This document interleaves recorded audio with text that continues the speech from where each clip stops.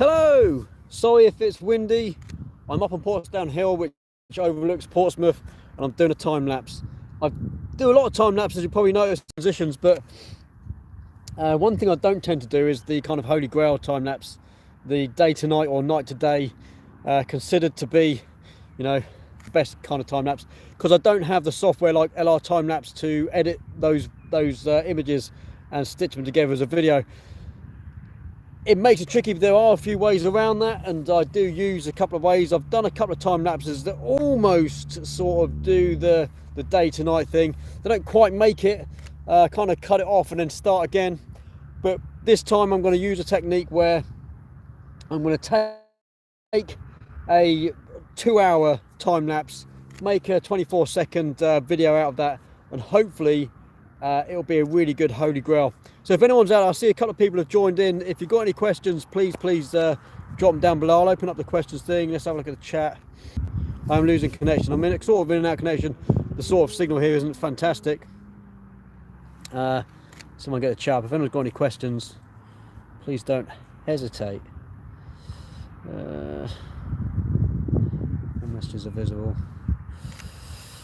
Okay. Let's have a look. See if I can drag them in somehow. So yeah, so let me show you my setup at the moment. I'm actually doing a vlog as well.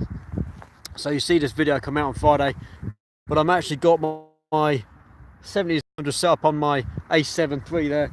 A very, very good combination. I love working with this G Master lens. It's pretty damn good.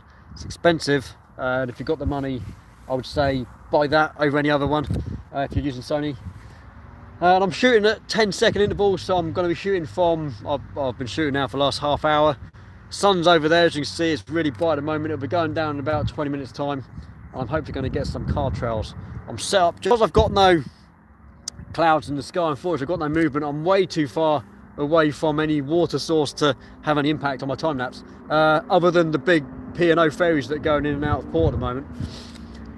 I'm going to use the car movement, the car trails, the car lights later when the sun goes down as my movement in this time lapse, because you've got to have something. There's no point in doing a time lapse if you don't have any kind of movement.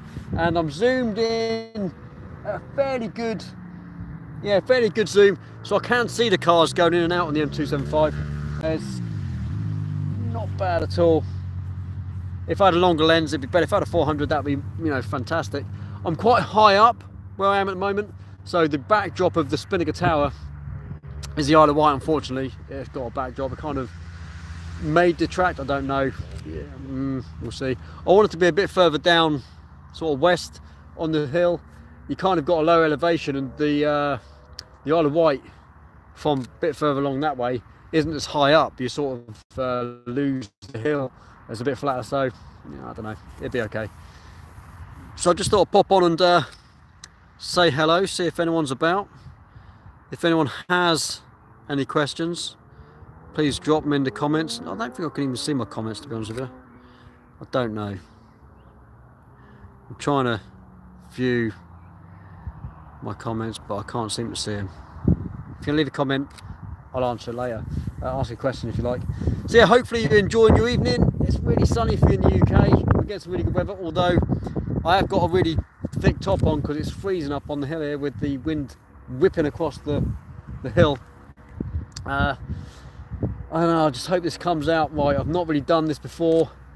It's gonna be introducing a few techniques I've not really used to much degree, so we'll see. I'm 80% confident it's going to turn out okay, and if you see a video on Friday, you know that it has come out okay, because that's what this video is going to be about. Hopefully I don't want to scrap the whole video because the time lapse is rubbish. So yeah, so the camera is looking pretty good.